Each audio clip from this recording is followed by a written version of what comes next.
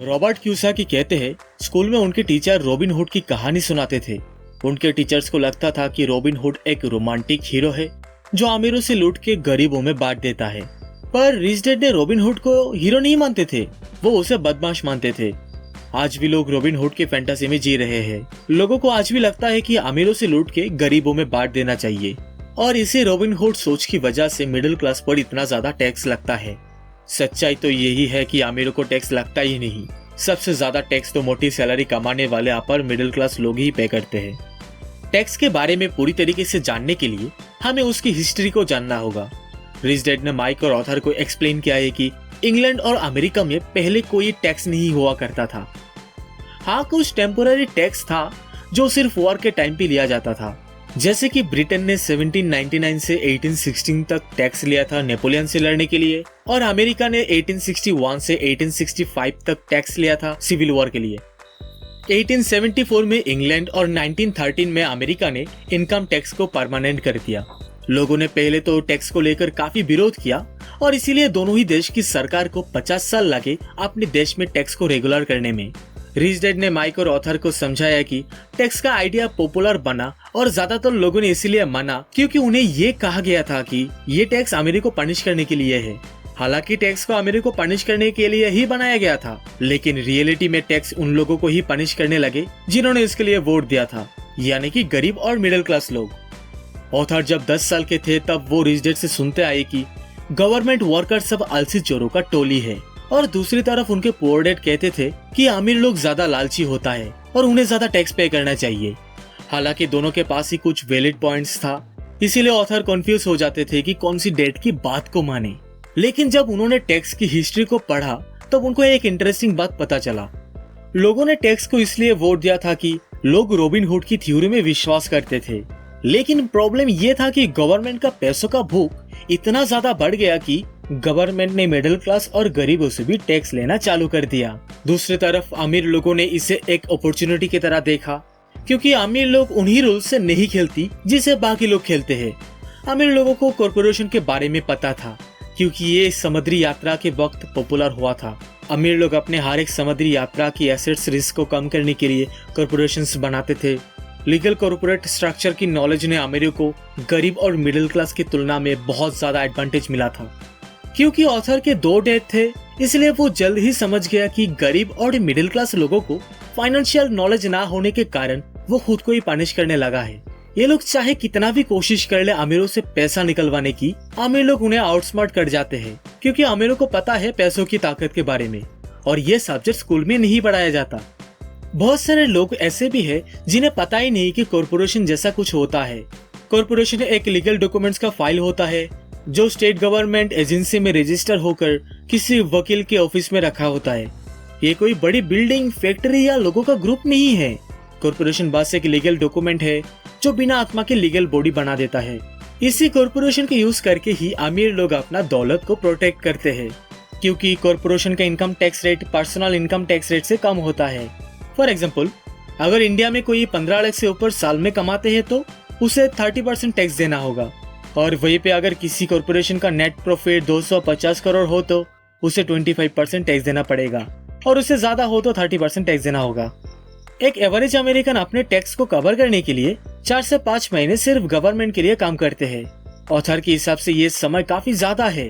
आप जितनी ज्यादा मेहनत करते हैं, आपको गवर्नमेंट को इतना ही ज्यादा टैक्स देना पड़ता है। इसलिए ऑथर कहते हैं टैक्स का आइडिया गरीब और मिडिल क्लास लोगों पर ही भारी पड़ा।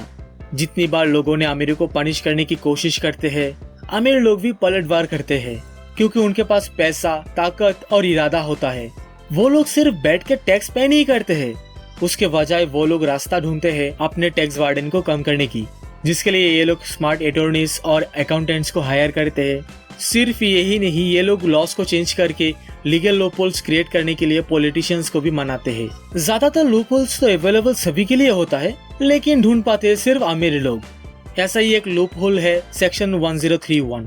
अगर कोई अमेरिकन रियल एस्टेट सेलर अपने प्रॉपर्टी को सेल करते हैं और उस पैसों से दूसरी कोई बड़ी प्रॉपर्टी को खरीदते हैं, तो उनको कैपिटल गेन पे कोई टैक्स नहीं देना पड़ता। आपको तब तक टैक्स नहीं देना पड़ेगा जब तक आप उससे कैश नहीं करते हो। इसलिए ऑथर कहते हैं जो लोग इस लीगल टैक्स सेविंग एडवांटेज का फायदा नहीं उठा रहा है वो अपने एसेट कॉलम बिल्ड करने की एक बहुत बड़े अपॉर्चुनिटी को मिस कर रहा है।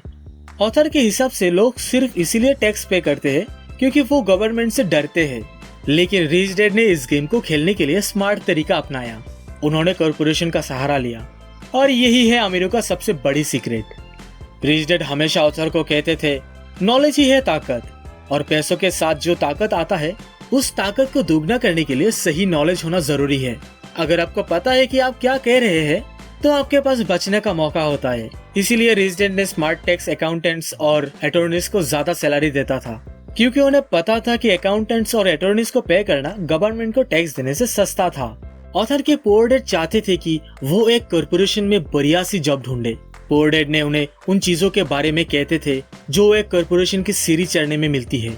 लेकिन दूसरी तरफ उनके रिच डैड कहते थे कॉर्पोरेट का सीढ़ी क्यों चढ़ना, पूरी सीढ़ी का मालिक ही क्यों न बना जाए। रिच डैड की इन बातों को और अच्छे से समझने लगे जब ऑथर मेरिन क्रॉप से निकलकर जेरोक्स में आए थे काम करने के लिए।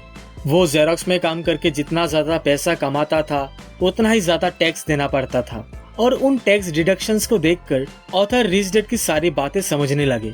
और इसीलिए 1974 में जेरोक्स में काम करते हुए ऑथर ने अपने लिए पहला कॉर्पोरेशन बनाया, और इस रैट रेस से बाहर आने के लिए वो और ज्यादा कड़ी मेहनत से काम करने लगे ताकि वो अपने लिए ज्यादा पैसा रियल एस्टेट में इन्वेस्ट कर सके। 1978 में ऑथर टॉप 5 सेल्स पीपल में से एक बन चुका था, और 3 साल के अंदर वो जेरोक्स से ज्यादा पैसा अपने रियल एस्टेट होल्डिंग कॉर्पोरेशन से कमाने लगे। देखते ही देखते उनके कॉर्पोरेशन से इतना ज्यादा कैश फ्लो आने लगा कि वो इन पैसों से अपने लिए पहली पोर्शा कार खरीद लिया, और बहुत ही कम उम्र में अपनी स्ट्रॉन्ग फाइनेंशियल नॉलेज की वजह से ऑथर ने रैट रेस से बाहर आ गया। अगर आपको फाइनेंशियल इंडिपेंडेंस होना है तो आपको फाइनेंशियल नॉलेज चाहिए, जिसका ऑथर फाइनेंशियल इंटेलिजेंस या फाइनेंशियल आईक्यू भी कहते हैं। और ये फाइनेंशियल आईक्यू का 4 बड़े पिलर होते हैं जिसे जानना बहुत जरूरी है। Number 1, accounting.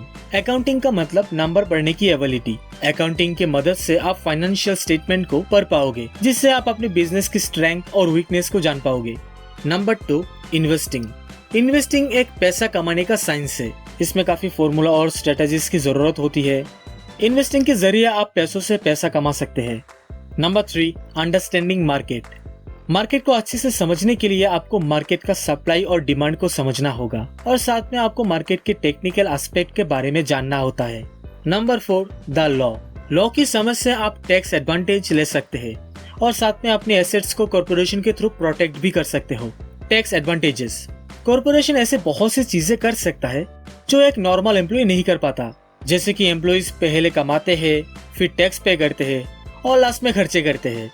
लेकिन एक कॉर्पोरेशन पहले कमाते हैं, फिर खर्चे करते हैं और लास्ट में जो पैसा बचता है उसमें से टैक्स पे करते हैं। ऑथर कहते हैं यही सबसे बड़ा लूपहोल है जो अमीर लोग यूज करते हैं।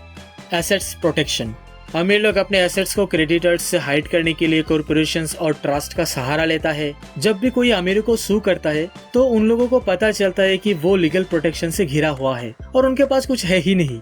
अमीर लोग हर चीज पे कंट्रोल रखते हैं, लेकिन ये लोग किसी चीज को ओन नहीं करते। दूसरी तरफ गरीब और मिडिल क्लास लोग हर चीज को ओन करने की कोशिश करते हैं, इसलिए ये लोग गवर्नमेंट या अपने फेलो सिटीजन्स के हाथों में सब कुछ खो देता है। तो दोस्तों, ये था rich dad poor dad book का चैप्टर नंबर 4। मैं उम्मीद करता हूँ कि ये वीडियो आप लोगों को अच्छा लगा होगा। अगर अच्छा लगे तो इस वीडियो को एक लाइक कीजिए, अपने दोस्तों के साथ इस वीडियो को शेयर कीजिए, और मेरे चैनल को अगर अभी तक आपने सब्सक्राइब नहीं किया है तो सब्सक्राइब जरूर कर लीजिए। तो मैं मिलूंगा अगली वीडियो में, तब तक के लिए bye. Thank you for watching.